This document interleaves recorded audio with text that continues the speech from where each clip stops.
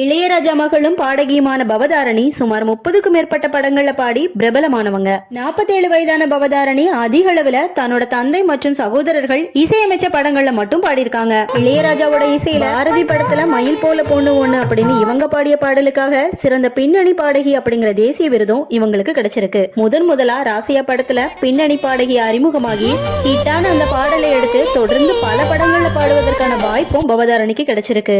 பின்னணி பாடகி அப்படிங்கிற நிலையை தாண்டி ரேவதி இயக்கிய மித்தல் அப்படிங்கிற படம் மூலமா இவங்க இசையமைப்பாளராகவும் அறிமுகமாகியிருக்காங்க. விளம்பர நிறுவன நிர்வாகியான சபரிராஜ் அப்படிங்கிறவரை திருமணம் செஞ்சுக்கிட்டவங்களுக்கு லாஸ்ட் 5 மாசத்துக்கு முன்னாடி தான் புற்றுநோய் இருக்கு அப்படிங்கறதே தெரிய வந்திருக்கு. ஆனா இப்போ லாஸ்ட் 10 நாட்களுக்கு முன்னாடியே இருக்கும் தேதியா டாக்டர் சொல்லிட்டாங்க அப்படிங்கறதுனால இலங்கையில ஆயுர்வேத ட்ரீட்மெண்ட் செஞ்சும் பலன் அளிக்காம இறந்திருக்காங்க. இத பத்தி நீங்க என்ன நினைக்கிறீங்கன்னு மறக்காம கமெண்ட்ஸ்ல சொல்லுங்க. தேங்க்ஸ் ஃபார் வாட்சிங்.